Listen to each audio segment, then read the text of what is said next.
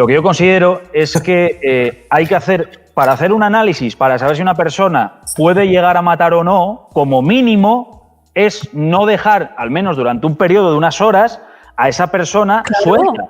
Pero hay que coger a la víctima, a la que hay que separarla. Yo no dudo que tú hables con muchos policías. Yo hablo con muchísimos policías y están hasta los cojones del protocolo de la Ley Integral de Violencia de Género, ¿vale? O sea, por lo menos con los que yo he hablado, están hasta los cojones porque es una ley súper injusta. Y cuando a ti te cogen y te llevan y te meten en el calabozo, si tú lo has sufrido en tus propias carnes, te habrás dado cuenta que allí no se te ha acercado ningún psicólogo, ni se te ha acercado nadie para evaluar tu estado mental y para saber si es real las acusaciones que hacían en contra tuya. Te habrán hecho un juicio rápido, ¿no? Te habrán puesto delante de un juez rápido para ver si te sueltan o no te sueltan, y automáticamente cuando te sueltan te aplican unas medidas también que van en el protocolo, que es una orden de alejamiento. Que tú imagínate, si tú estás viviendo en esa casa y tienes niños ya, imagínate que automáticamente ya estamos hablando de que el protocolo ya se extiende más y sin pruebas en absoluto te tienes que ir de tu puñetera casa y dejar allí a tus hijos y no te puedes ni siquiera acercar. Eso no se puede justificar. Totalmente injusto, pero para todas esas pautas que tú dices que se deberían de seguir, eso se debe especificar en algo que se propone para sustituir lo que hay. Y yo lo que digo es que la ley de violencia intrafamiliar, que yo sepa, y me corregís si me equivoco, cuidado, que me equivoco todos los días en muchas cosas, esa ley nunca fue detallada, ni explicada, ni desglosada en ningún sitio. Lo voy a revisar. Digo que creo, cuidado. No hay una alternativa todavía escrita que podamos leer para la ley integral de violencia de género. Eso me refiero a eso. También voy a decir yo un poco lo que conozco sobre el tema. Los protocolos que hay, los protocolos que suelen seguir los policías de forma generalizada, de forma automatizada, son brutales para los hombres, en este caso. También teniendo en cuenta todos los sesgos que tenemos alrededor de la perspectiva de género y cómo esto está entrando en todas nuestras instituciones. Y lo mucho que se la pueden liar. Básicamente tú hablas con un policía y los policías lo que te dicen es que no se arriesgan. Es decir, muchas veces pueden tener dudas, muchas veces, pues bueno, a lo mejor no le cuadra del todo lo que le está diciendo la mujer, pero teniendo en cuenta toda la repercusión mediática que puede tener y todo el peso que puede tener sobre sus espaldas el equivocarse mínimamente, tiran la llave, se llevan al tío y si te he visto no me acuerdo. Pero una cosa, quiero decir una cosa. ¿Cómo que no hay alternativa a una ley contra la violencia de género? Se llama Código Penal. O sea, eso de que no hay alternativa, ¿por qué tiene que haber una ley específica para castigar el género? O sea, está el Código Penal que castiga los distintos delitos independientemente del sexo que se cometa. No entiendo por qué tiene que haber una ley específica. Pero la ley que ahora mismo está comprendiendo toda la violencia que se puede dar en el ámbito de la pareja íntima contra las mujeres, ahora mismo, mal que a mí me pese, y mira que yo he hecho 20.000 vídeos contra esta ley, es la Ley Integral de Violencia de Género. Lo que sí que se plantea, y a mí no me parece algo descabellado con lo que respecto a lo que ha dicho Roma, es que primero escribir un proyecto de ley que sustituya a esta ley que tenemos ahora. Pero es que no hace falta sustituirla, que si eliminamos esta ley, las mujeres no quedan desamparadas, porque para eso está el Código Penal, para castigar los asesinatos y los maltratos. No quedan desamparadas, por supuesto, el Código Penal ya existe, y existe por algo, y hay protocolos de actuación ya, por supuesto. Lo que pasa que yo entiendo que lo que se pretendía con esa ley mal hecha, que debería estar enfocada para todo el mundo,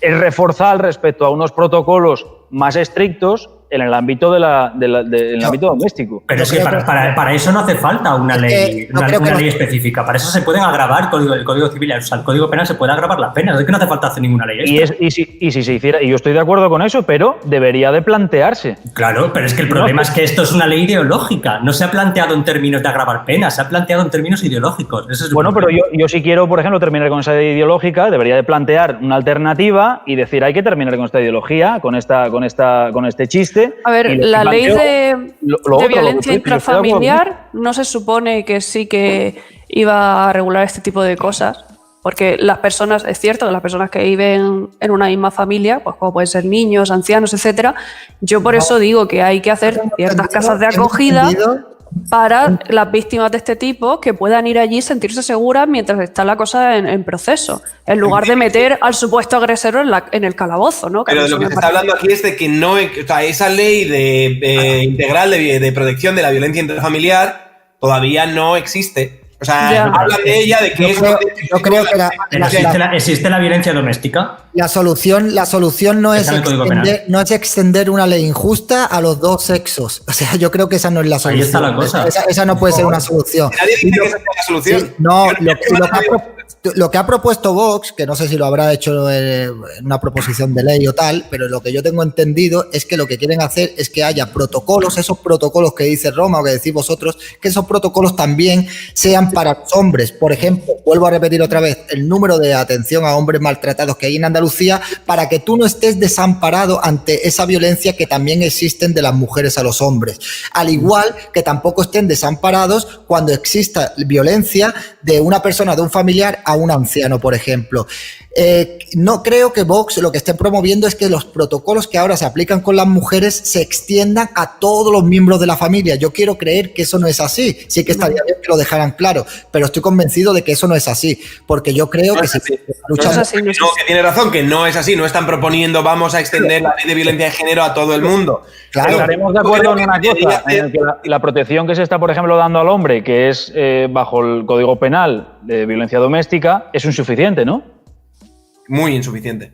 Entonces el Código Penal es insuficiente comparándolo con la ley de violencia de género. Es insuficiente porque choca con la ley de violencia. Sigue siendo insuficiente, ¿no? Pero es insuficiente porque choca con la ley de violencia de género. Claro, porque comparándola con... Por eso, porque si tú quitas la ley contra la violencia de género, están las penas equiparadas. Claro, o sea, no es aparte por la simetría penal que existe, es por el hecho de que muchas veces, en el momento en el que un hombre denuncia violencia doméstica por parte de su chica, esto lo explicaba muy bien Giovanna Carril, que decía que tú ibas a la comisaría y normalmente muchas veces desde los mismos miembros de la policía te están recomendando que no la denunciases, porque en el momento en el que ella te denunciase a ti, su denuncia iba a tener prioridad sobre la tuya.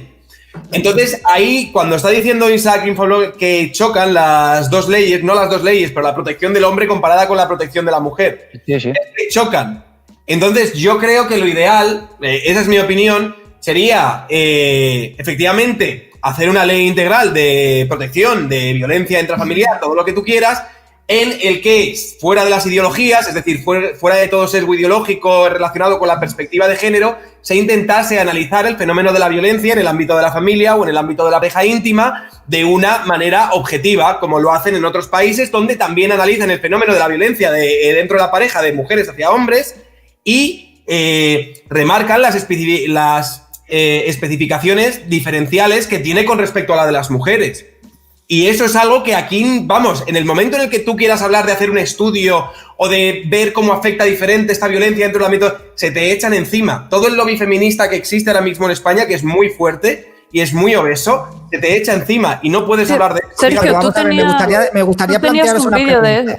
Me gustaría plantearos una pregunta. ¿Creéis verdaderamente la raíz del problema? ¿Creéis realmente que hay una alarma social de violencia, vamos a llamarla intrafamiliar o feminismo, que sea tan grave como para modificar las leyes que ya había? O sea, eso de crear protocolos, casas de acogidas, o sea, tiene que haber. Lo de las casas de acogida, mira, hay un vídeo que tiene Sergio, donde habla una mujer que fue la que empezó con las casas de acogida, que luego tuvo que exiliarse y las feministas iban a por ella a muerte, porque explicaba el fenómeno de la violencia en pareja de una forma muy integral, donde ella sí que contaba que tenía esas casas donde iban las víctimas y estaban allí mientras estaba el proceso en marcha. Yo creo que eso es totalmente necesario, tanto para hombres como para mujeres. Sí, porque la otra opción es...